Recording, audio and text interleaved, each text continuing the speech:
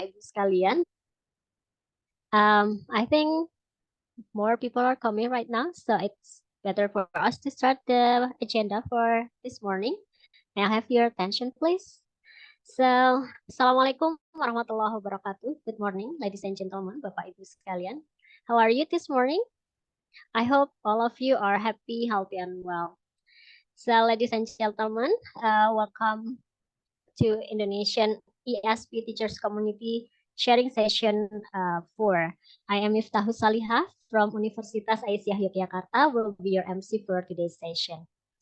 So I also would like to greet the Honorable Ibu Lulu Iswati, SPD M.Hum, as the Chairman of Indonesian ESP Teachers Community, and our distinguished speaker, Bapak Ardian Wahyu Setiawan, Doctor of Education from Politeknik Negeri Malang, and of course our moderator, our beautiful Dr. Bertaria Sohnata Hutauruk M.Hum from Universitas HKBP Nommensen Pematang Siantar.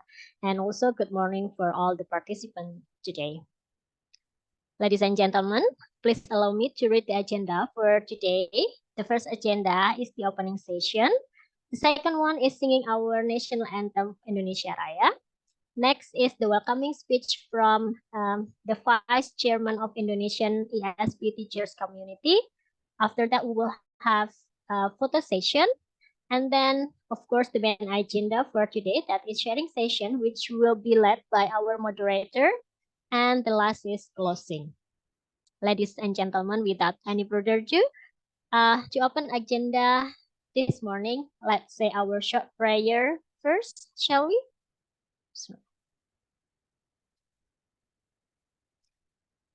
Thank you.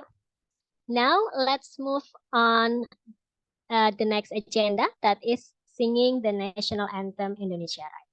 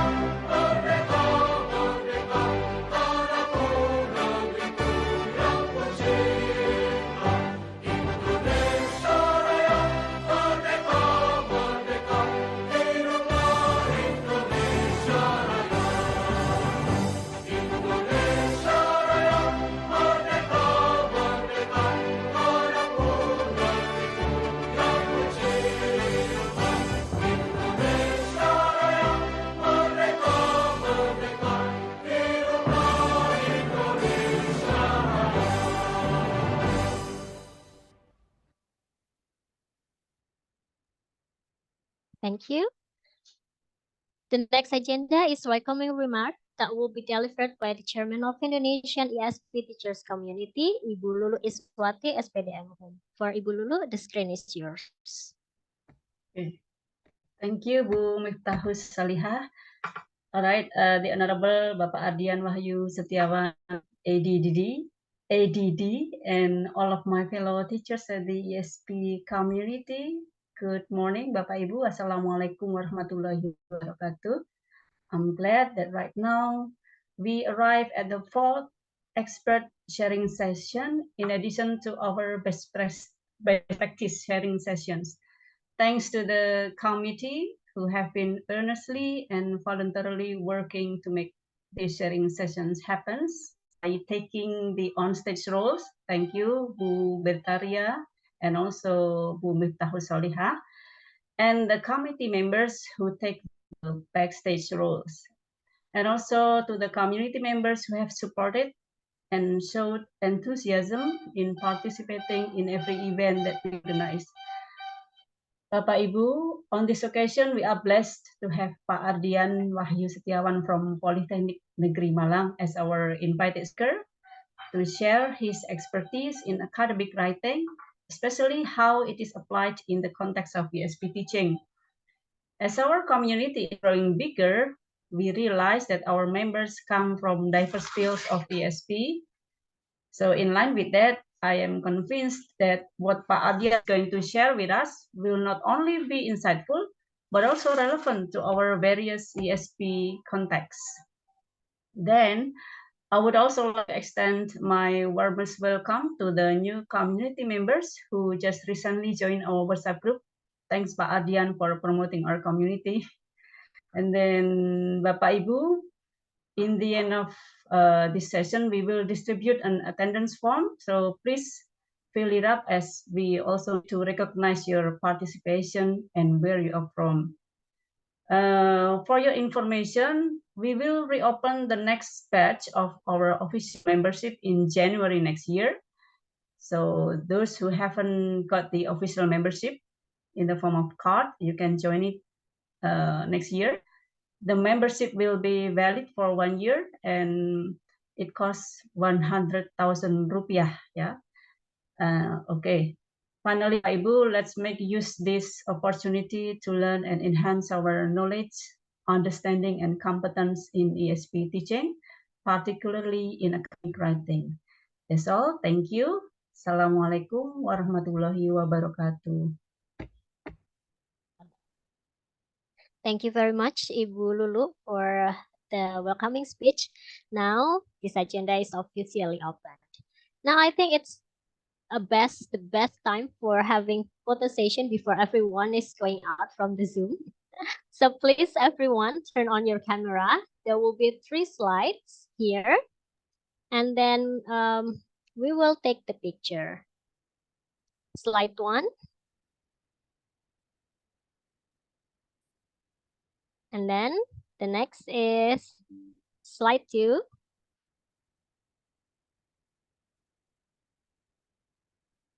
And then the next is slide 3. Oh, it's only 2 slides. Okay. Thank you very much, everyone. Now, ladies and gentlemen, we now arrive to the main agenda today. It is the sharing session. The main topic for today's sharing session is academic writing in ESP. Our speaker today is an expert in this field and will provide invaluable insight and tips to elevate your academic writing. This agenda will be led by our moderator, the beautiful Dr. Bertaria Sohnata Hutauruk, M.Hum. So without further ado, let's give a warm welcome to Dr. Bertaria, who will guide us through the sharing session. Dr. Bertaria, the screen is yours.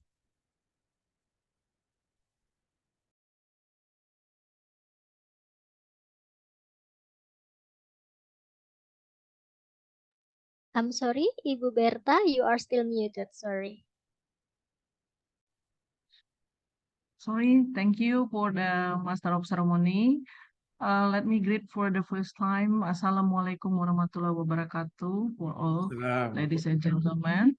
Yeah, this is the time for us to start for listening to the presentations from Bapak Ardian Wahyu Setiawan ED. Let me first, I'd like to introduce our speaker. So he's a very great person because he's the expert for academic writing. So he is a professional language consultant, the chief editor of Prosemantic. If we check from the link, it is visits. You can visit s.id Prosemantic. And he is also professional translations, proofreading, and editing in the service provider. Bapak Adrian also lecturer and researcher in applied linguistics, majoring English for academic purposes. So ladies and gentlemen, this is very great experience. And he also got many scholarships such as in 1997 up to 2001, Bapak Ardian got scholarship from Gudang Garam Indonesia for Sarjana Bahasa dan Sastra Inggris in Universitas Negeri Malang. 2005 up to 2007, he got Australian Development Scholarship to finish Master of Education in Monash University, Australia. And he got the doctoral program degree from 2011 up to 2015 from Adelaide University. So he got Adelaide Scholarship International. He also got the award, the best student of Universitas Negeri Malang in 2001. And he got many awards from the government like HIBA and also doing the research. Well, so I think we got many knowledge, from the sharing and sessions right now. We welcome for Bapak Ardian to share about the information about English academic writing. Please welcome Bapak Ardian Setiawan. Thank you so much, Bu Berta. Good morning, Bapak Ibu. Assalamualaikum warahmatullahi wabarakatuh. And thank you so much for the kind words and also the very nice introductions. But I think I avoid using the term expert because I don't think I'm an expert yet. It's always a long journey for us to learn and to understand new things, including in this field of ESP. And I've just been a member of this community for I think it's less than a year, so I don't want to claim myself as an expert. And thank you so much, Bu Lulu and Mbak Uka and also colleagues in this community for inviting me and to share the perspective that I've got for this topic. And today I would like to share. I wish to talk some key aspects on academic writing. And let me share my screen now. Okay. I hope it's clear enough from your side. Is it clear? Can you see the screen? Can you see the slide? Yes? No? Yes. Oh, okay, it's clear then. All right. So the title is Academic Writing in the ESP is a very broad title actually, because it contains two big concepts. So we are going to deal with academic writing. That is the first thing. And the second part is ESP, which is a very broad field because within this field, we will also have various subdomains, subfields. We are going to discuss that later on. And academic writing, what it is actually one of the most, if not the most important skill in academic context. And of course, also across different fields. It's not only in the field of English language teaching, but also it is one of the most important skills in all across fields, in biology, in physics, in engineering. We also discuss academic writing, even in medical science. We also talk about academic writing and how research can be reported. So academic writing can mean two things. One is for the lecturers and for the teachers, and the other one is for the students. And today I would like to take one side, and that's for us from our perspective as teachers and lecturers. And academic writing is also one of the most difficult skills for students to master. Okay, I'm sure you agree with this point because you've been teaching this subject as a subject in your institutions, I believe, for quite a long period of time. And we understand and we experience the challenges that we face in the classroom, we encounter in the classrooms. So the focus will be on research and teaching. Next, the background of this session today is this perspective from Bastutman 2022. I just read this, I think 2 weeks ago, on the current trends in ESP research in the Asia Pacific region. And in this study, Bastutman observed that there are growing research and teaching in the ESP today because of the economic and social development in Asia. This is very interesting because Bastutman also include Indonesia as part of the study. So it's growing, and I think this is good for for this field, for ESP, and also this is good for the community, I think, for our community here. So it's the right time for us to promote that we have a community of English lecturers focusing on ESP. And I'm very happy with this, the result of the research. Well, anyway, I started my career as a teacher, as an English teacher, actually back then in 2001. Not really as a teacher, actually. My first job was as an English language instructor in a state fertilizer company, you know, Pupuk Kaltim in Bontang. Yeah, I started my career there a couple of years ago in 2001, and worked there for 3 years as a language instructor in English training, so English training, ESP training for the employees. So we thought English specific purposes for engineering for the employees of the company, sorry. And this is the reasons why I'm delving into this topic, and I'm becoming more interested in ESP and want to explore more, and did some research on this field. And the second point is that in this study, the use of English in the academia is becoming entrenched in the Asia Pacific region. So if you, let's say you open YouTube today, you will find so many workshops on academic writing. So including mine, I delivered some workshops on academic writing, and of course with other with teachers, of course, with lecturers from other campuses and other institutions. And of course, these situations then demand we need a greater understanding of how this language is used in academic and workplace, and of course professional settings, and how the varieties of ESP, of Englishes, and also we also call this instruction languages, can be taught and learned. So of course the main objective will be to understand this from the perspective of researcher, and the next is to teach academic language to our students so that they can perform academic writing and produce academic writing as a product. Okay, so anyway, this article is available as an open access article. If you are interested in downloading and reading this article, you can just browse the internet and get and download this article from the internet. The main objective of this session today is not to discuss stages of academic writing. So I'm not going to share how to write and stages of academic writing. No, I guess because that topic, I think, has been addressed by so many speakers, has been delivered by many invited speakers in various workshops and also seminars. But today, rather, the session offers a framework for us to understand academic writing. So because academic writing is very broad, it's very big, and you know, whenever we think about what to research within this field, we are often, faced with many questions. We have many questions about what to research. Okay, what to research, what topics can be the object of my research, and how I can explore academic writing. And this is the focus of this session today. So I would like to offer a framework for understanding academic writing, especially in research and teaching and learning. Oh, anyway, are you still with me? Because it's so silent here. Yeah? Can you hear me? Yes, Okay, yes, okay. sure. I'm feeling good now. We are amazed. Because I'm feeling like a radio.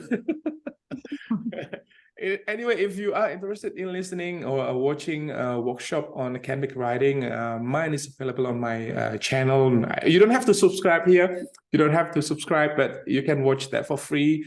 And that's so the reasons why I don't address the stages, and I'm not sharing the stages of writing today, because I think I've delivered that many times, and I feel that I think I have enough for this workshop on this topic. So I would like to take this to a different direction. And today, this is the framework. Topic-wise, if we discuss and talk about academic writing in ESP, then we will deal with two concepts. The first is ESP. Okay, ESP as a practice and also as a field is a big field. And as a practice, that means our practice as a teacher who teaches English for specific purposes. And academic writing can be understood as the act and also the product. So academic writing means the performance, the action that we do to produce the writing, but also this can be understood as the product that we produce from the process of academic writing. But also this is a topic for research and also for teaching. Academic writing can mean two things. From the perspective of students, this means writing for specific academic purposes, which I don't think our students do that oftentimes in the classroom, because when we teach ESP, the main objective would be to perform to be able to use specific language for specific functions, right? For example, if you teach students of engineering department, then they have to perform and be able to produce and use, of course, this language for engineering purposes.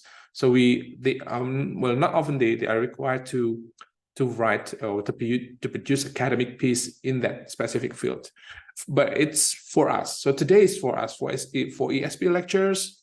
Academic writing is about understanding what to research, especially for teaching and learning. So we are going to explore what to teach, what to research, what to investigate. So this might be a platform for us, for all of us, if, let's say, you would like to do research within the field of ESP, especially on academic writing. So what topics to study and to investigate.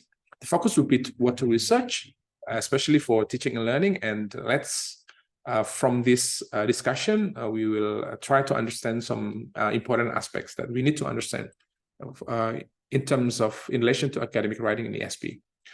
Anyway, what to research and write in ESP, because ESP is a very broad field, is a big question. Of course, we have touched this in the previous part.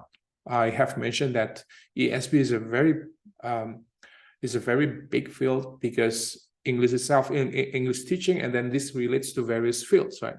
We can find ESP is relevant to various other fields, like ESP in humanities, ESP in engineering, ESP in nursing, ESP in tourism, and in various fields. And therefore, the consequences and the implications for this is that we will find many topics on this, but to make it easier for us to identify topics for research, so I would like to use this perspective of Professor Helen from Helen 2022.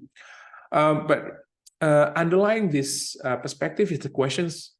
Is these questions whether writing is simply words on page or an activity of solitary individuals, or how do you see writing? I want to know from your perspective, Bapak Ibu. How do you see writing? How do you see academic writing? Is this a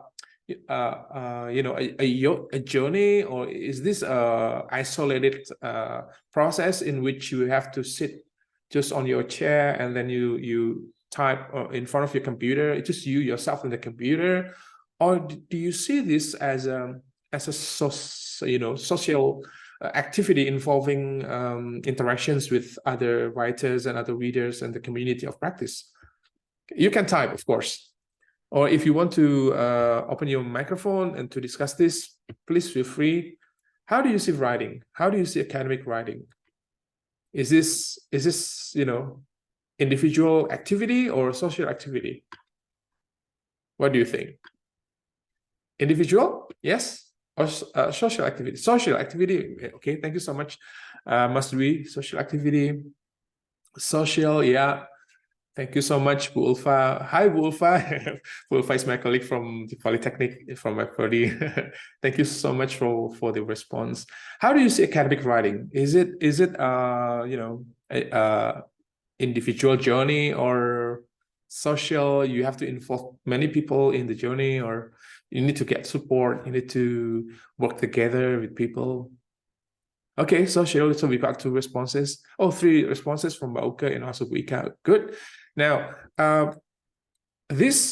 your perspective, I think, aligns with the perspective or the view of Haaland, in which he proposes that academic writing can be understood in terms of 3 aspects. The first is the code, and the second is the encoder, and the third is the decoder. So the code refers to the text, The encoder refers to the writers, and the decoder is the readers. So we are going to discuss this. Academic writing, if we aim to understand academic writing for research and teaching, can be understood in terms of these three perspectives, in terms of these three aspects, based on the text, based on the writer, and based on the reader. So we can see academic writing from text-oriented perspective, and then writer-oriented perspective, and reader-oriented perspectives. Now, in these sessions, I would like to invite you to reflection, Bapak Ibu. Reflection, perspective, reflecting on the understanding and the topics that we discussed today. Not reflection, bukan refleksi pijat Bapak Ibu ya. Jadi nggak boleh pijat hari ini, tapi it's a reflections of the ideas that we discussed today and how this inform us. Bagaimana ini inform us as researcher and also as teacher. How we treat academic writing. In what ways we can investigate. What sort of topics we can investigate. For example, if we discuss about text, and then how we can use text as a resource in the teaching, or how we can use text as a topic in our research. So we are going to discuss this one by one, starting from text-oriented, and then writer-oriented, and then reader-oriented. We also deal with some key aspects in English for specific purposes. And why we do this? Because we want you to reflect on. We want you to, okay, so I've got this point, and what does this point mean to me? So in how to reflect, you can contextualize and you can personalize. So you can bring your understanding of this topic today to your context. Oh, kalau di saya seperti ini kira-kira ya gitu ya. And personalize. And oh, kalau gitu menurut saya begini. So contextualize is bringing the idea to your context, and personalize means you say something, you have something to, pendapat Bapak Ibu terkait dengan apa yang kita diskusikan from your perspective. So this will be very interesting, I guess. So let's start with the first point. The first point would be text-oriented research and teaching. And this is, I would like to acknowledge Professor Helen for this perspective, because he has presented a very useful framework. I think this is a very useful framework for us to understand academic writing. The first is text-oriented research and teaching. In this first category, academic writing, the research and teaching of academic writing focus on the text, the tangible and analyzable aspects of writing, textual product. So let's say under this focus, if we do research on academic writing, we can use the text as the object of our research. For example, we can use the samples of published articles, okay, and use the published articles as a text for research.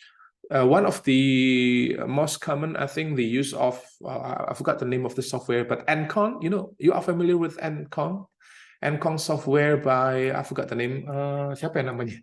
And, we can use a software to analyze the text, and then we generate a list of words, okay, a list of words and list of phrases, and we use text as a tangible, analyzable textual product, okay, and within this, under this focus, we have two approaches. The first is text as objects, and the second is text as discourse, and we are going to discuss this. Okay, let's discuss the first point. So still under the text-oriented research, teaching, and text-oriented research and teaching, and the first approach would be text as objects. So we can understand academic writing by treating the text as objects, okay? But we have problems here. Okay, let's discuss this. I think it would be interesting to discuss this. If we use text as the object, and then we treat this as samples, Bapak Ibu, okay, like we can, for example, we can take text from nursing or text from engineering, and then we do research on that, and then we produce text, we write articles on that, and we treat the writing, the text as a product, as an object of research, and then we ask our students to use that as a template. Okay, this is examples. Okay, this is in academic writing. This is samples, or if not the students, or if let's say we are the teachers and we are the researchers, and we use those texts as samples to follow. Okay, that's the what sort of approach. So the approach would be structuralisms. We follow the structures. We follow the text as we use the text as a samples of the products. Okay, the problem is then we see the academic text as homogeneous. We assume that texts are similar. That's the problem. Okay, we see the text as similar, and therefore writers and readers, if we perform academic writing under this approach, okay, if we use this approach, then our practices will be homogeneous. We assume that everybody is the same. And this is also, I think, is our problem if we use the same text as samples for research. Okay, I'll let you to decide. So I'll let you to reflect on this. How do you use text? Have you used text in your research or in your teaching, Bapak Ibu? What do you think? Have you used text, especially for academic writing? Have you used samples of other, articles published by other writers or in different fields in academic writing as samples? No, not yet. Oh, yes, good. Students writing. Oh, okay. Thank you so much. Okay, so students writing, yes. So you use that as samples. Okay, good. So that is actually one of the approach. One of the not only approach but also the strategies that we can use in academic writing, in which we start teaching from the text. So we use text as a starting point, as the focus of our teaching and also our research in ESP. Okay, we use this as an object. And next part is text as a discourse. So in this part, in this approach, we step up a bit. So we step up to a higher level. So rather than treating the text as an object, we treat the text as a discourse. This means text create discourse. Text is the means for communication. So the way we use sorry, I'm going to close this first. The way we use language to communicate. In this case, in this strategy, the focus will be on goals and intentions of the writers. So if in this focus we treat the text as object, as an example, in the second part, sorry, this should be the second, yeah, it should be the second, sorry, yeah, text as discourse, the focus will be to investigate the goals and intentions of the writer. So it's bigger. So we discuss, but we don't treat the text as the samples, but we use the text as, as a discourse to observe how text work to reflect the goals and intentions of the writers. And we also consider how the text is relevant to readers, and that the text as forms express the functions, and that they vary according to context. So it's higher, and it's still about the text, but we focus on the discourse presented in the text. Okay, let's say in the teaching, maybe the questions that you have. What is the real examples of how we can use text as discourse, right? So how, for example, in teaching, how we can use text as discourse? We can, for example, collect some articles and then ask the students to identify how the authors in those articles present ideas or discuss a specific topic, and that's how we can use text as discourse. Okay, we investigate, we learn how text can function, can be used to express the goal and intentions of the writer. From our side, yes, of course, absolutely, we can also do this. We can, for example, collect articles on a specific topic, on same topic, and then we can treat those texts as a discourse, trying to understand how various studies discuss and focus on the same topic. All right. So I hope this is not too heavy. Are you still with me, Ibu? I'm so sorry. Yeah, It's too sure. heavy. Right. It should be fun, yeah, for end, but okay, I'll bring something that is too. I hope it's not too heavy for you, especially for weekend. I don't want to ruin your weekend time with your family. Let's get to the second point. So the first is text oriented, and within this approach, we have two focuses. First is text as object, and second is text as discourse. Okay, and the second approach is writer oriented. So if in the first part we understand academic writing, we approach academic writing from the text, okay, from the product. Okay. In this second approach, we try to understand, we can understand academic writing from the writer's side. So in terms of the writer, so writer-oriented research and teaching. Okay. The question is, what writers do when confronted with a composing task. Okay. How can we use this approach to get topics for our research and also for our writing? If in the first approach we use text, we start from text. So text is the object, and text is the main focus of the research. In this second part, our research and our teaching of academic writing in the ESP can focus on the writer. So, for example, we can then have questions about, okay, what do the writers in this article express? Okay, what do they want to say? Okay. Or in the teaching, for example, if we use the first category, writing as personal expressions, we can ask the students to learn how to present the argument. So to identify the argument. So what is your argument?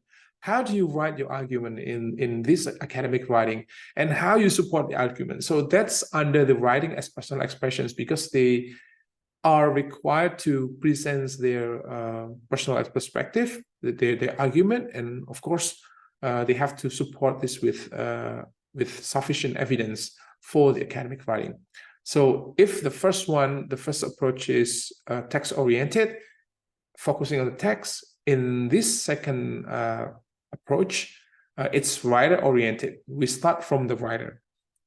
Okay, so we are going to discuss three things under this approaches. The first is writing as personal expressions, and second is writing as cognitive process, and the third is writing as situated act. Okay, so first, writer-oriented research and teaching. Writing as personal expressions. Is writing in academic field personal expressions? This is the question. What do you think? What do you think, Bapak Ibu? Apakah menulis academic writing itu merupakan personal expressions?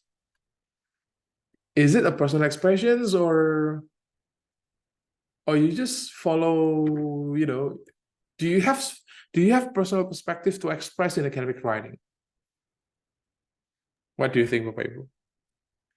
Do you have personal views to express in academic writing?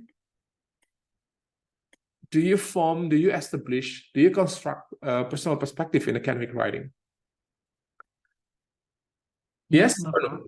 Oh, yes. Okay. Thank you so much, Bu Beta, as you're still with me. Bapak Ibu, saya sendirian takut nih. So silent here. Okay. Bapak Ibu, what do you think? Do you have to express your personal perspective in academic writing? Does academic writing require you to construct a personal perspective and then to propose this in writing? What do you think, Bapak Ibu? Yes, no? I think yeah. I think yes. Oh, we've got so many. I think yes, personal expressions, but we need to follow the conventions. Good, very good. Yeah, thank you so much, Bu Uka.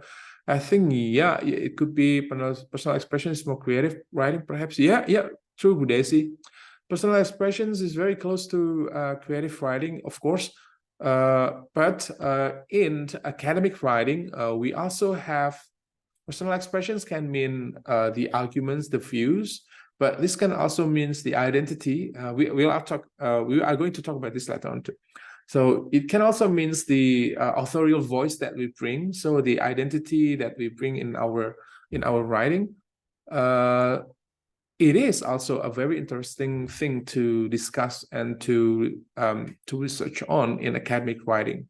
So when we discuss academic writing, we can use the activity. We can see the activity of writing as a personal expressions, of course, because this process is a journey that requires us to construct our perspective and personal expressions. Yes, thank you so much, Bapak Ibu. Yes, and we have also Bu Arnis here. So it's beyond grammar. Writer-oriented research and teaching is beyond grammar, beyond structure, because I think most of us in our teaching focus on many approaches here, focus on teaching the grammar and the structures of academic sentences, of academic language. But and I think that part can be fixed easily, Bapak Ibu. You can send your article to editor, proofreader, and that's going to be fixed. But when you have a problem in a personal perspective, that's a big problem. So the problem of Indonesian writers mostly are not the problem of grammar and structure. It's actually the problems of personal perspectives and how arguments can be presented in a clear method, in a clear way, right? So yes, let's get to the next point. It's a very heavy topic for Saturday.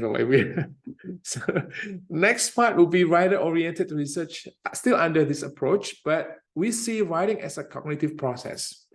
What do you think about this? When we approach writing from this perspective, from this view, we see writing as a cognitive process. So we try to understand what happens in our mind when we write. How, for example, a writer structure or fragment the process of writing. A very simple questions like, what is the first step I should do when I start writing is part of this focus.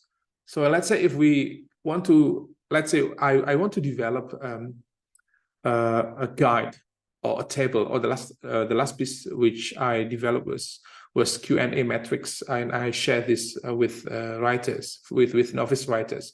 I want to help them manage their process in writing, so that they are aware that writing is manageable, so that they are aware that they have to address these various aspects, these various questions in writing. And by doing that, I'm actually performing writing as a cognitive process. So I see writing as a process, and I see writing as an activity which demands cognitive resources, which then we can manage this, Bapak Ibu.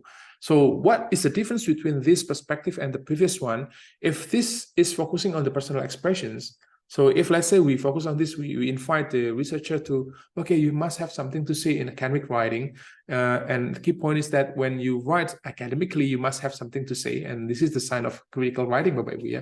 So if we say, what is the sign of academic writing? Well, we have arguments. That is academic writing. If you don't have arguments to say, if you don't have expressions to share, that's not academic writing. Maybe that's just descriptive writing.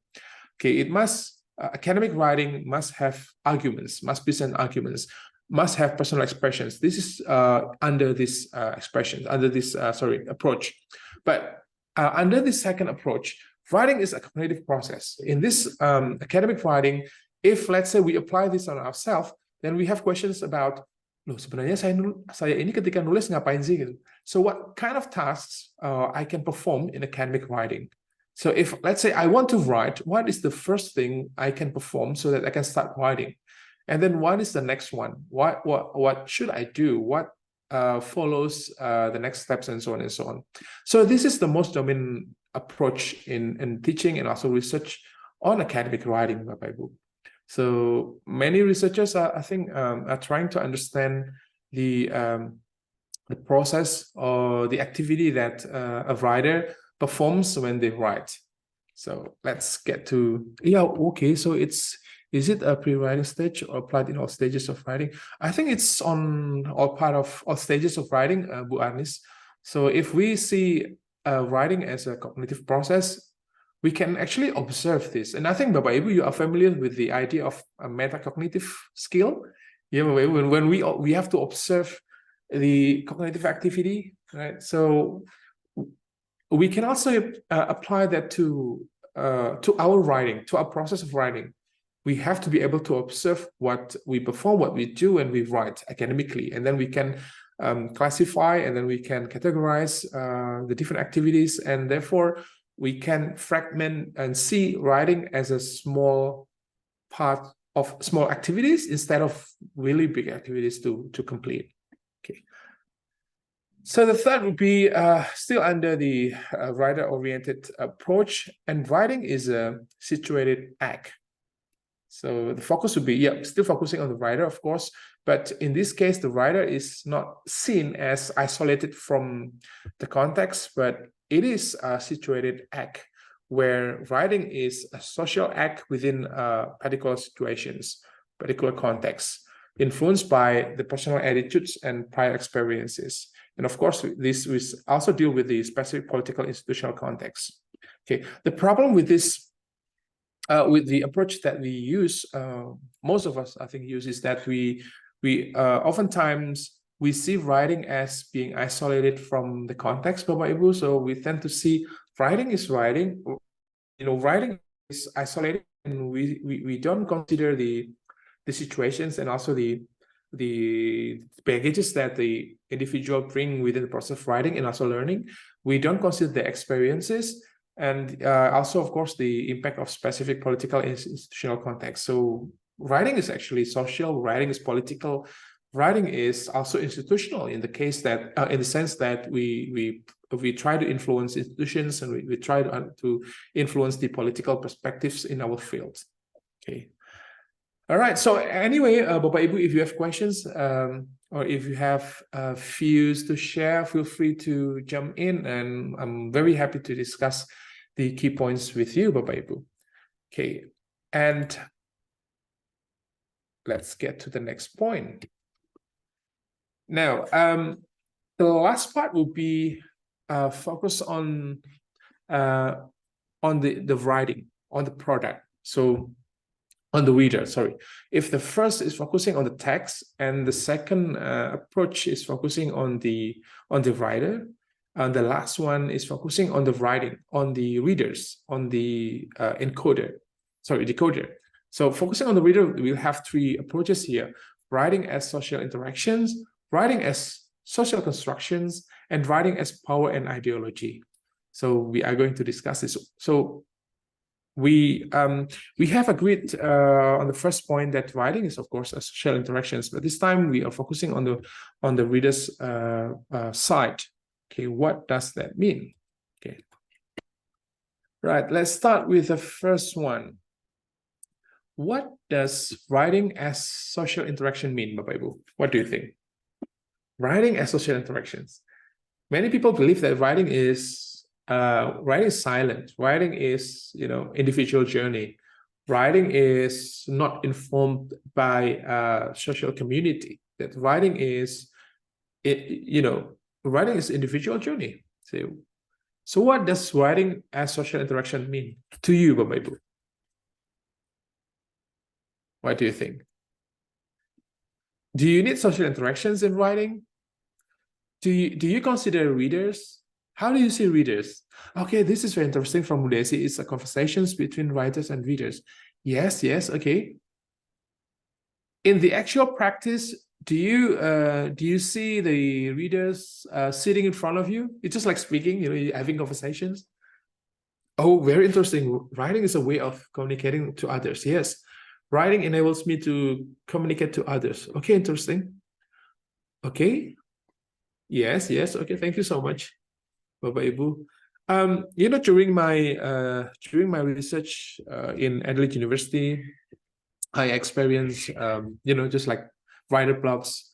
I could not write at the time because of some issues. And then one of the supervisors, one of the professors say, Ardian, you can, when you write, you can do this. You can speak as you write. What do you mean by speak as you write? So when you write, imagine that somebody is, somebody or some people just sitting in front of you, and you are as if you are telling a story. As if you are having conversation with them, and you are telling them what you are going to write. You are speaking to them. So, okay, so I did that, and it works at that time. So this is writing associated interactions. That writing, when you write, it's not an individual lonely journey, but writing is actually how you aim to deliver the meanings that you intend to deliver to the audience. So this is why we need to understand the readers as the audience of our writing. And I think this is also the reasons why in this framework we need to consider we can approach academic writing from the perspective or from the side of the readers. We can decide, okay, the readers are these people, and therefore we need to adjust our writing. Or if, let's say, if we want to bring this to the field of the realm of research, we can discuss about how specific writing can conform to a specific audience. Okay, Bapak Ibu, academic writing is not a single. As an editor, I often found texts from various fields, and they have different styles, various different styles. In engineering, let's say if I use the text approach to understand academic writing in the field of engineering, then I would say text or sentences in engineering field are very short. So they are short, they are concise. Okay. Texts from humanities, on the other hand, are very long dan berbunga-bunga. So if I use that approach, if I use the text perspective for understanding academic writing, Bapak Ibu, what about if I use the writer perspective for understanding academic writing from different fields? Writers in engineering, when they perform academic writing, when they produce writing of academic writing, okay, for example, like articles, okay, they do this, and blah, blah, blah. So they have specific steps for that. So, for example, in their writing, they use equations, they use formulas, they adhere to specific standards, they follow these conventions, and so on and so on. So we observe what the writers perform in process of academic writing under the perspective of the writers, of course. But what about the readers? What do you think, Bapak Ibu?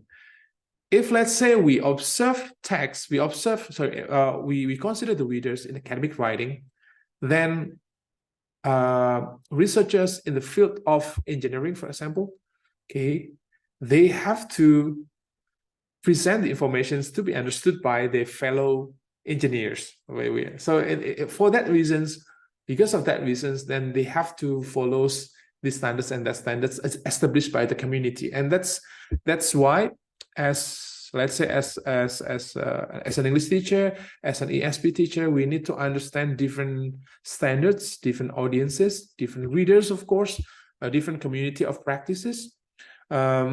For example, when last time I taught English for specific purposes for Boeing, I think it was in 2015 for Sriwijaya. So we use simplified technical English. You know that STE, specific English used by Boeing, because Boeing, you know, Boeing pesawat, Boeing, they have the specific language, Bapak Ibu.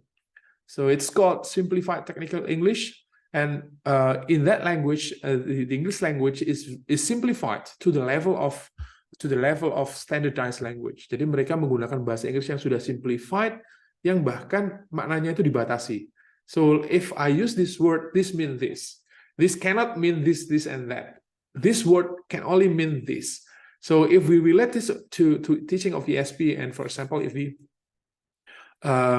use this approach, that means this language is actually readers-oriented, audience-oriented. So where the language is adjusted to the audience.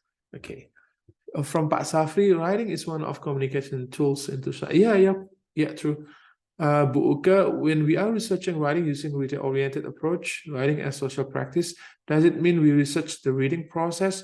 If the reading process, no, I think, but it's focusing on the audience, Bu Uka. So the audience who are going to read the works. So we are focusing on the readers who are going to read the work. We're going to the community of practice. So not a single reader, but we observe the community of readers, right? The community, in a specific domain. Okay, so writing and social interactions, focusing on the readers. Okay. All right. The second strategy under this approach is we treat writing as social constructions. So in this under this category, academic writing is seen as a ways for the writers and the readers to engage. So academic disciplines use language in different ways. That's the first thing, and therefore be seen as academic tribes. So we have different academic tribes, and academic writing under this approach, writing is seen as social constructions in which meanings are not only constructed by the writers but also constructed by the readers. I'm trying to within the last couple of months, I've been trying to understand and to investigate, having more investigations on this topic, how writing can be treated as social constructions in which we construct the meanings, not only the readers, but not only the writers, but also the readers. So academic writing is seen as an activity involving both the writers and also the readers, Bapak Ibu. So what do you think? Is it social construction? If, let's say, if writing is dialogic, is it a social construction? Yes, no? Yes, I think, yeah. Yeah, I think writing is social construction, I guess, because we cannot speak with our own perspective, but we have to consider how the readers will understand the text. Right. So the last one is writing is also power and ideology from the perspective of the readers. What does this mean? Okay. This means writing will influence the readers. Very interesting. So it's about power and ideology. So writing is about power and ideology, which influence the readers. When we write on something, when we perform research on something, or if we relate this to academic writing, our article contains power and ideology. So I like most this one, this part. So contains power and ideology. We provide arguments, we engage in discussions, and we provide evidence to convince, of course. And therefore, our academic writing presents and contains, of course, power and ideology that we have. So this perspective emphasizing that the key dimensions of context is the relations of power that exist in it and the ideologies that maintain these relationships. And if we do research and teaching on ESP, we can use this strategy to understand that academic writing carries power and ideology.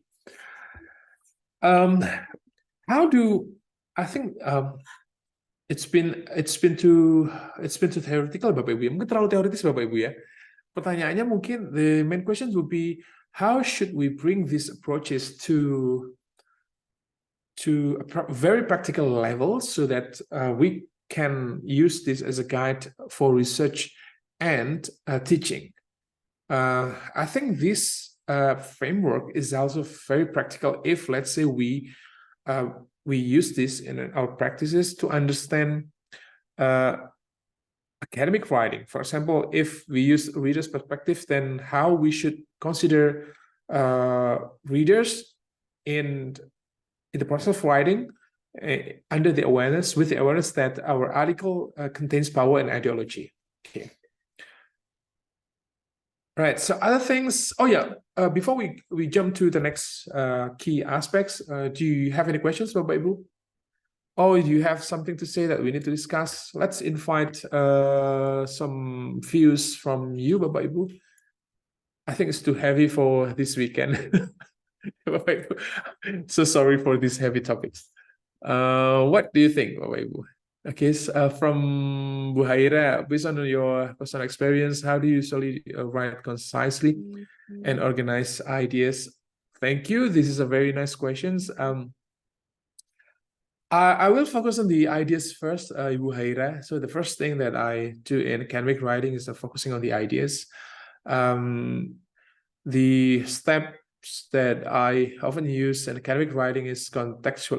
The one that I presented in the first part of this workshop, that is to contextualize and personalize.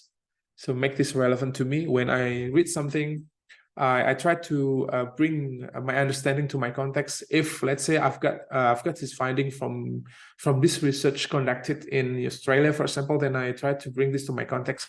How if this happens in my context? What if these findings are in my context? What do they mean? And then I try to personalize that in the sense that I try to give comments, I try to give provide ideas, offer ideas based on these findings.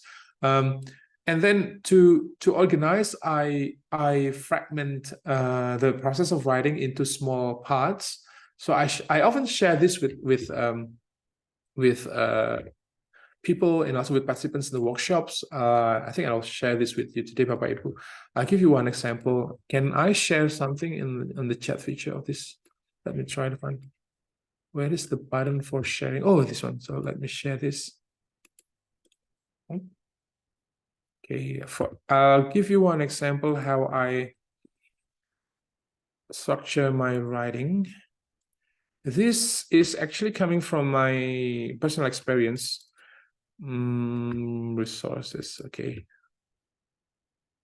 Yep. So I'll send this to you, Bapak Ibu. This is start questions, Q&A. Oh, no. It's everyone in the meeting.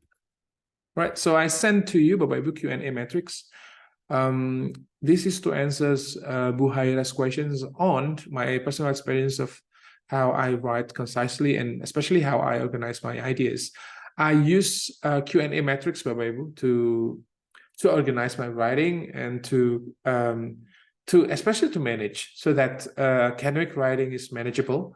Because in academic writing, especially to produce a piece of article, I have to deal with various elements, right? So if we classify, we identify the parts of academic writing, we commonly discuss the three parts.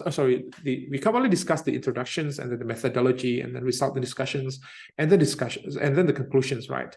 But we have to go deeper than that. In the introductions, what are the elements of introductions? Okay, in the methodology, what are the elements of methodology? In the resultant discussions, the question is, what are the elements of or the parts of results and discussions? And from those questions, I identify the questions that I have to answer, and I break academic writing into small fragments so that this real big task of writing can be manageable, and I can do this anytime and anywhere. So anyway, you can use that for your writing, Bapak Ibu. And the approach that I use for developing that matrix actually based on the cognitive process. So it's under the second approach, Bapak Ibu. So I'm trying to understand the parts that writers need to perform in different parts of the articles. For example, in the second part, in methodology, the question would be, what are the small things that writers have to perform when they write the second part of this article? And from that questions, I then develop small activities based on the activities that writers perform in academic writing, and come up with this Q&A matrix. Right. So thank you so much for the questions, Bu Haira. Okay, let me go to. Right. So I think we can go to the next part, and we can discuss the other key aspects. That the first is the context, and the second is literacy, the culture, technology, and genre and identity. Okay, context is the meaning. In relation to this first topic, the first key aspect, context, we have to understand that meaning is not residing in the words, rather it's created in interactions. So meanings is not in sentences that we write, but it's in the interactions between the writers and the readers. It's in the understanding that we create in the interactions between the writers and the readers. And we need to sift from contextual factors, that contextual factors is no longer objective, but we see context as subjective. So we see that ESP, that academic writing, has a specific context that can be different from one to another. So if we, for example, academic writing in engineering is different from academic writing in biology. Academic writing in biology is different from academic writing in social sciences.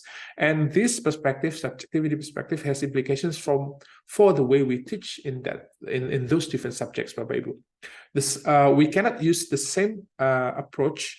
Academic writing that we use for teaching students in engineering should be different from the academic writing approach or techniques that we use for the teaching of ESP or academic writing in humanities. Okay, not only in terms of approaches, but also in terms of from the very simple thing like the words, the phrases, the expressions, the even the length of the sentences, and this is very interesting because academic writing is actually not single. So academic writing is maybe academic writing, so just like we understand English and then we have Englishes. So academic writing, we have different approaches and so many things we need to consider in academic writing. Yes, Budina, feel free to jump in. You raise your hand. Budina. Hi, Pak Ardian. Hi, Budina. So it's been so long, yeah? Yeah, it's been like ages, years, I think, Yeah. years. But I follow you in HPI activities, actually. Oh yeah, really? Yes, Oh, I thank you. always follow It's you. good, it's good. Okay, so actually, thank you for your explanation about ESP and especially in writing, academic writing, yeah. So actually, this semester, I have to teach a nursing student. It's a bilingual English. So yeah, so they have to make say a thesis, yeah, skripsi, yeah, in English, and also a manuscript in English. Yeah. And I have 14 meetings for that. So actually, my question is, since you said that it's more important content than mechanic, mechanic it's mean it's like grammar, spelling, and so on. So I just want to see your opinion. What do you think if even though this is advanced English class, but still I don't know, do I have to teach in Bahasa Indonesia? I mean, like they have to understand what is the structure of academic writing in Bahasa Indonesia first, and then just use, say, Google Translate, because I understand that students don't want to translate. Student nowadays, they use like artificial intelligence or just Google Translate to translate everything. But the main point is how they structure everything and they understand that. So I'm just thinking that, okay, so I will do all my classes in Bahasa Indonesia and then just say, give them some kind of tips how to manage or how to control the translation of Google Translate and the quality of that translation itself. What do you think, Pak Ardian? Thank you so much for the questions. I think it's very interesting questions. And for me personally, you can have different opinions on this, Bapak Ibu. For me, ESP is not about grammar, Bapak Ibu, but ESP is about conformity of meanings delivered by students to a specific audience. So the conformity, so the appropriateness of meanings delivered by students to a specific audience, Bapak Ibu. Like for example, if let's say we have Persatuan Insinyur, okay, students, the aim of ESP and the aim of writing in ESP is to enable students to express those meanings understood by this community, supaya istilahnya itu sama, pemahamannya sama begitu Bapak Ibu. So it's the meanings that should be understood by this community, and including the confession standards and sort of things. And that part is, I think, at higher positions rather than grammar and things. So I put grammar and structure aside in teaching ESP, Bapak Ibu, because I need them to understand the most important skill is, I think, for students to understand the audience. So if you are students of nursing, you have to understand who the audience is. And then you have to be able to craft sentences and not only sentences, but to craft communications that can be understood by this nursing community, nursing audience. But then after that, grammar and structures follows. Okay, because the at the end of the day, they have to graduate and then they have to go to the industry, Bapak Ibu. And when they go to industry, it's not about grammar and structure. It's about how they understand each other and how they perform interactions and how they deliver meanings. And grammar and structure mean nothing if they cannot build this content interaction. So if they do not understand the audience. So I think with that understanding, in terms of writing and also in terms of communications, I believe that it's very important for us to make students, to enable students so that they can have this ability to understand the audience. Okay, if you perform this, who is the audience?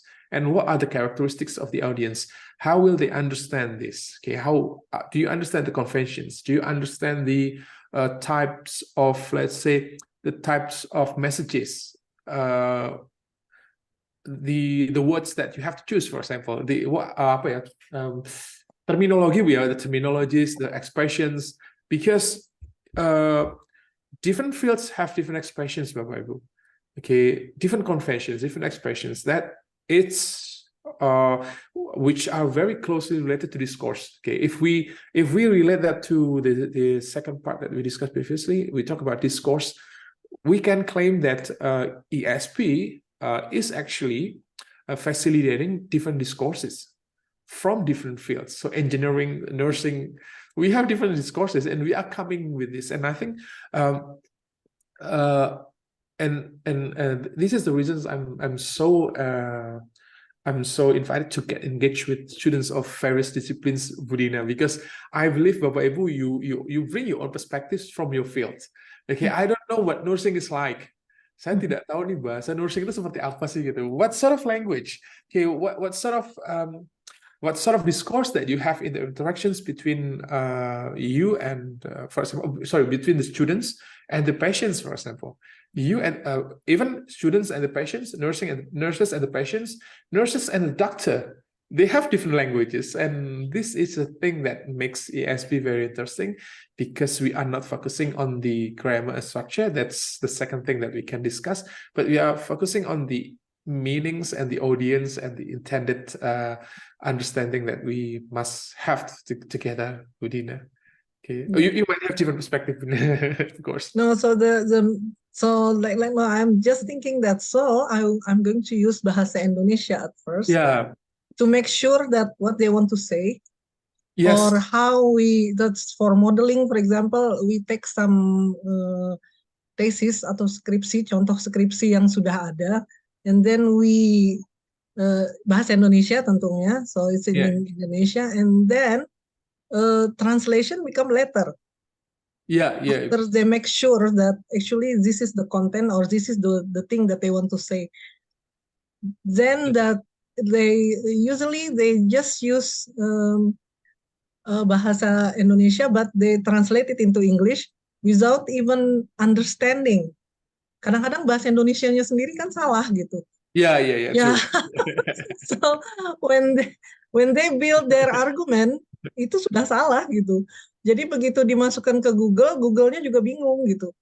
Like what they want to say. So is it okay? I mean, like, is it like pedagogical? It's okay to, even though this is an English class, we just use bahasa Indonesia whole, and then use Google Translate, and then we discuss about what is the quality of the Google Translate. We cannot trust Google Translate, of course, but since the student use it anyway, so we have to use it and then teach them how to analyze the result of Google Translate itself. What do you think? Yeah, true, Budina. I will not say that specific approaches that you use are right or wrong, but I would say whether specific approaches that, or practical things that you do, are justified or not, because each of us in our specific setting, in our specific teaching setting, we have students. We have different students, right? And they have different characteristics. What I want to say is my students are different from your students, Budina. So you have your own approaches, and you have your own strategies. And I cannot say that, oh no, what you do with your students is not appropriate, for example. No, I won't say that, but I would say that, all right, so if you think that would benefit the students, and I think that's okay for students. Again. And again, we can use, like, if we, topic wise, if we relate this to the topic that we discussed today, we can use this as a guide in not only in research but also in teaching. Like, all right, so if we prepare students and then we teach them the language English for specific purposes, we can start from the readers, from the audience, from the encoder. Okay, who ask them to identify who the audience is, and then what kind of language they use. And then we can talk about the text and also the materials and that sort of things. And then we can discuss how they feel, how they have to perform to conform to the readers and also to conform to the text.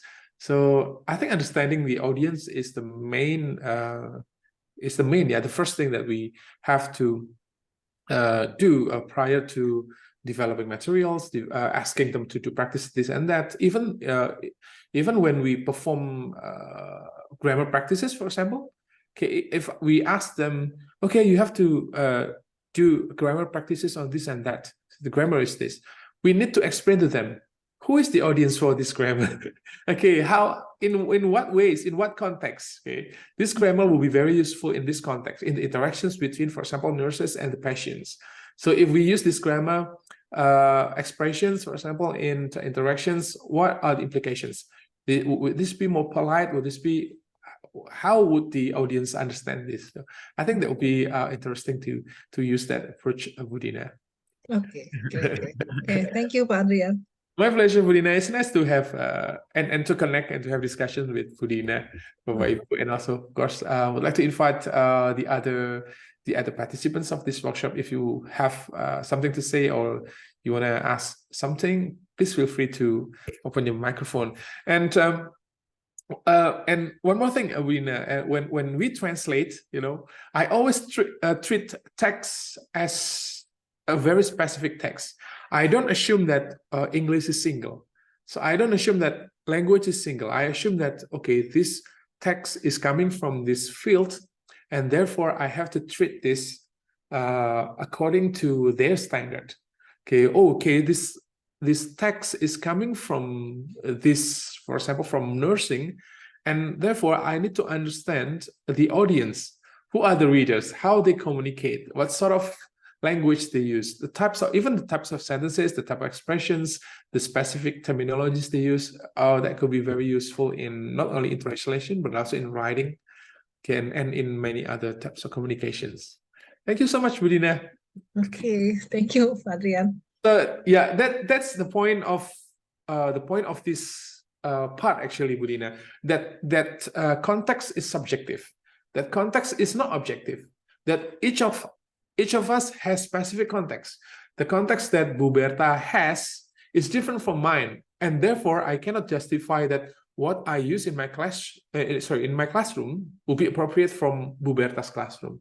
So Bu Berta has her own ways of teaching. Why? Because that's for the audience, that's for the students, that's for the readers. Okay, so that's subjectivity. So we have subjective context, and I would like to go to the next part, if that's okay, Bapak Ibu. So the next part will be literacy and expertise. Today, writing has been seen as a marker of expertise. So a good writer is not. We need to remember this. A good writer is not someone who has control over the mechanics of grammar, syntax, and punctuations. Now, we always believe this, especially in academic writing, that a good writer is the one who can produce good sentences.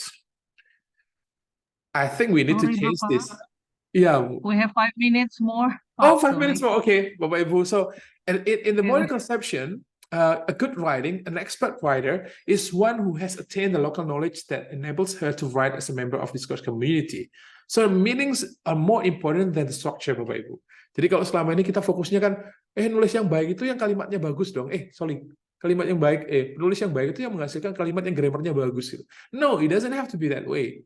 So we must shift our perspective. Penulis yang baik itu yang bisa memberikan ide yang menarik. Gitu. So that is the thing that we need to bring to discussions. So academic writing is penulis yang keren, academic writer yang baik itu adalah a writer who has attained the local knowledge, yang kita mengetahui pemahaman kita, our local knowledge, and that enable us to write as a member of discourse community. So we bring our ideas. So in this sense, ideas are more important than structure and grammar, Bapak Ibu. So we can always fix structure and grammar, but we cannot fix flow ideas. So we must focus on the ideas. Because I only have 5 minutes, I'm going to skip this part. So, and the next point will be the culture. We need to consider cultural values as reflected and carried through language. That the language that we use, including English, and including the practice of academic writing that we perform, both for research and also for teaching, carries cultures. And we must embrace and we must consider culture and different perceptions and expectations that obtained in the culture. That these different cultures affect the ways we write. Okay, and therefore culture is also one of key aspects that we need to consider in academic writing. And the next part will be, right, this one is the one that is celebrated most in today's discourse. That is technology, especially when we have AI, ChatGPT, and that sort of thing. Technology has had a major impact on the ways we write today, even Bapak Ibu, and the genres we created, the authorial identities, the voices, the form of products, and so on and so on. We can, if you are interested in going more, yeah, all right. So, sorry, Bapak Ibu. So I think that's the last point that I can share with you. But last point will be AI is one of the important points for academic writing. All right, so I'll let you read, I guess, for the last point. Yeah, I'll over to you, Berta. Yeah. Okay. Identity. Can I just present the takeaway messages, Bapak Ibu, for the last point? So this session has offered a framework for understanding writing, especially academic writing, from 3 approaches. We can approach academic writing from the writer and from the text, from the writer, and then from the readers. And this framework can help us see and understand, and of course focus on key aspects of academic writing, both in research and teaching. And the last would be the use of this framework, however, needs to consider the different various perspectives of other scholars in the field, because in these sessions, I rely heavily on Prof. Helen's perspectives on academic writing. So that's the food of thought for today, Bapak Ibu. So I sent the session back. I give the session back to Berta. Over to you, Berta. Okay, thank you very much, Pak Ardian. So I think this is very interesting. What I can get the point from the explanations by Pak Ardian is the points. Yeah, there are 2 points about academic writing in ESP.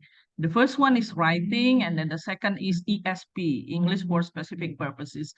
And Pak Ardian also explains about the applications of academic writing in ESP. So it is in the 2 contexts, research and teaching in ESP. It grows up in Asia in the part of professional work. And he also explains about the aim of ESP. It's focused on academic writing, particularly in research and teaching learning. And also academic writing, there are 3 terms that Pak Ardian mentions: the code for the text, and then encoder for the writers, and then decoder, that's for the readers. Okay. And the last one that I'm very interested is research and teaching. It can be divided in the 3 contexts, yeah, text-oriented, written orientations, and reader orientations. So it's very great explanation, Pak Ardian. And ladies and gentlemen, actually there are many questions for Pak Ardian, but we would like to ask for the Master of Ceremony if is it continue or not. If it is, we have time, so we can open session question. Actually, it is up to 11:30, but while explaining the material, there are 2 questions already from Ibu Haira and Ibu Dina, and it has been answered. So is it well, I think Pak Adrian, maybe we can ask to the Master of Ceremony. Time is for Ibu Erna. Okay, Ibu Berta. Ibu.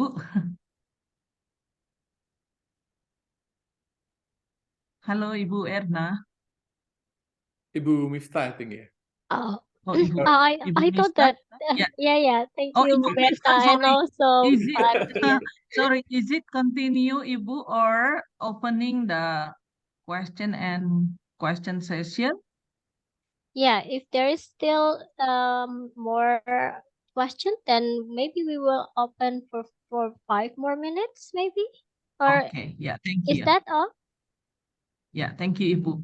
Well, ladies and gentlemen, if you have any question to Pak Adrian, please welcome.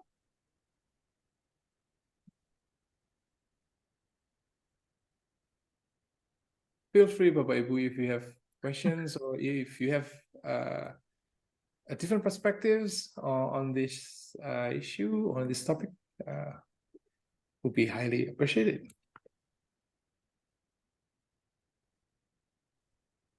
From Ibu Muthia, I think. Ibu Muthia? Yes, thank you for the opportunity, Pak Ardian.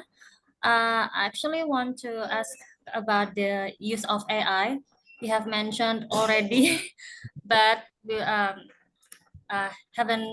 haven't time to discuss it further. So my question is, what about the use of AI for our students' writing? Because in the past, in the last semester, I saw my students use ChatGPT for their work. I personally did not forbid them to use it because this is something that we have to embrace, right? It's something that we cannot hinder. But do you have any idea, or your what is that solution for this kind of situations? What should we have to do in our classroom? How to manage this? Maybe you have ways to use ChatGPT wisely in our classroom. Thank you. Thank you so much, Bu Muthia. Very interesting questions, and I think these questions will invite more questions in the discussions. Thank you so much, Bu Muthia. And I agree with the point that we should let students use this AI because they are going to live with this, Bapak Ibu. You know, they study today because they are going to work for maybe the next 5 years. Not today. They are going to go to the industry and they will work. They will use AI. And if they don't use AI, they will compete with those who use AI. So we have to teach them how to wisely use AI to produce to produce products of industrial values, of course. And let me address Bu Muthia's questions by using this framework. Karena promosi framework ini kan, jadi menggunakan framework ini. Let's say, if let's say we use text-oriented approach, Bapak Ibu, we observe students in terms of the text that they produce. We can ask students to, okay, you can use AI, and then you can observe the text that they produce, and you can analyze it. So we can, let's say, in terms of research, we can investigate the text produced by the students, or the text produced using, by the students using AI, right? Using text-oriented approach. So we treat the text, we investigate the text. Now, in terms of the writer-oriented approach, we can observe how the students use the text. Use AI.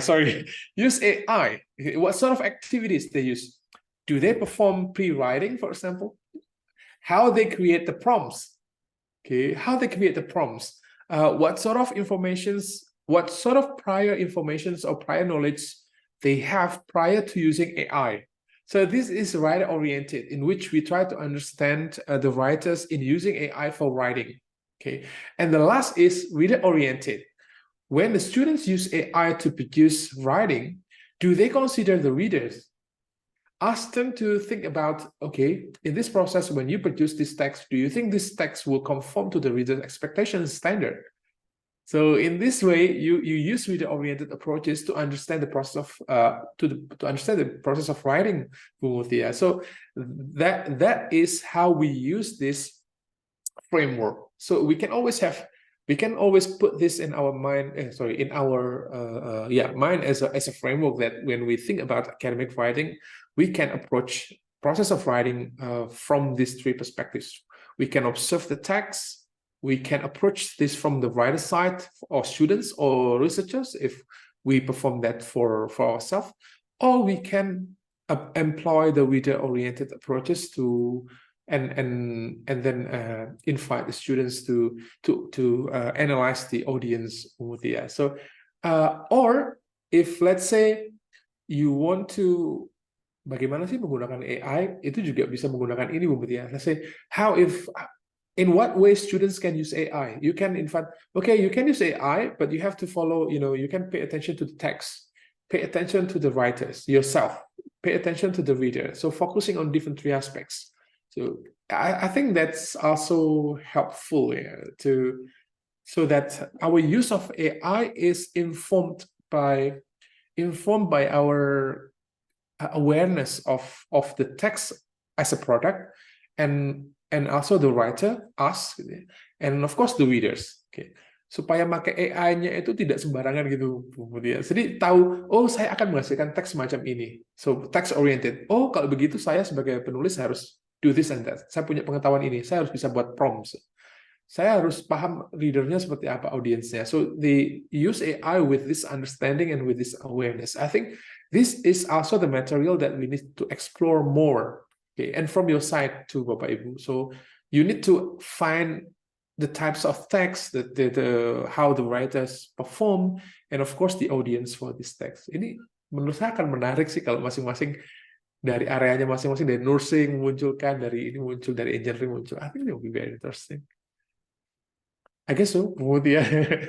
I think that's from me. I don't know, Bapak Ibu might have different views and different perspectives on that questions, Bu Mutia. Thank you. It's very helpful, Pak Ardian. My pleasure, Bu Mutia. Yeah, thank you, Ibu Mutia. Pak Adrian, there is one question in the chat here. Yeah. From Bapak Afandi. Okay. Do you have any rules in monitoring students to use AI? Yeah. So, okay. Same questions. Yeah. Thank you, Pak Afandi. Practically, when they use AI, I don't think I can observe them. I mean, I can monitor them very closely. But what I do so far is to ask them to engage with the materials, with the text that they produce, Bapak Ibu. So, okay, kamu sudah menghasilkan ini dengan menggunakan AI. Sekarang artinya apa? So I ask them to explain that. I think that understanding is more important. So if they cannot explain, then that's bad. But if you can produce this and then you get this text from AI, you have to be able to explain what this means, the functions, and even the words that the AI use in the text. Okay, you've got this. Okay, sudah mendapatkan hasil ini dari AI. Artinya apa itu gitu? Organisasinya seperti apa? Organisasi yang dihasilkan itu bagus atau tidak? So they have to be able to judge. They have to be able to evaluate. That's the point. So anyway, AI is, I think it's just a tool, right? It's just a calculator. Seperti misalnya kita menggunakan kalkulator, kita tekan 4 times 4 and we get 16. Do you believe in that? Maka kita harus, okay, kalau kamu mendapatkan 16, kamu percaya nggak 16 itu benar atau enggak? Kamu bisa nggak menjelaskan itu benar atau tidak? So that's how I check with the students. If let's say you use this for producing this, do you believe in that content? Can you analyze that content? Okay, apakah konten ini cocok nggak dengan readers itu? And then they say, ya Pak, menurut saya teks yang saya hasilkan dengan AI ini cocok dengan pembaca ini. Alright, so if you think this is appropriate for the readers, why? In what ways this is appropriate for the readers? Bisa nggak kamu jelaskan kenapa teks ini cocok untuk pembaca itu gitu? So I try to encourage students to be critical, Pak Afandi. So they can use AI, but they have to be critical, especially with the results, with the products from AI. So I think that's one of the practices that we can do to to encourage students to have a higher level of critical thinking, so that they can be, you can stand above AI. Okay. My pleasure, Pak Afandi. I use AI every day, Bapak Ibu. But I have to be able to evaluate that, right? Yes, Bu Berta. Yeah, thank you, Pak Adrian. It's very clear. I think time is up. We have only 5 minutes for question session. Well, it's time for Ibu Miftahush. Yeah, thank you very much.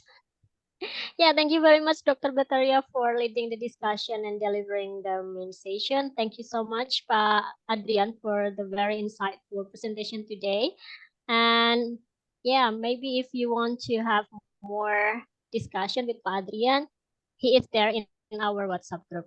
And also, Bapak Ibu, kindly fill in the attendance list. I've shared the link for you in the chat box.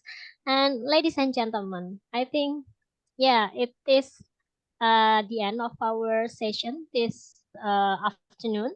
On behalf of Indonesian ESP teachers community, we would like to say thank you very much for your active participation today. Hope that this event will be beneficial for every of us here.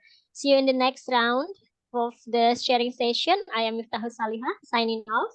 Thank you very much. Wassalamualaikum warahmatullahi wabarakatuh. Have a very nice weekend, everyone. Weekend, Bapak Ibu. Yeah. Thank you, Pak Ardian. Thanks a Sama-sama lot. dulu. It Thank you was so very much. insightful. Mohon maaf Bapak Ibu kalau membuat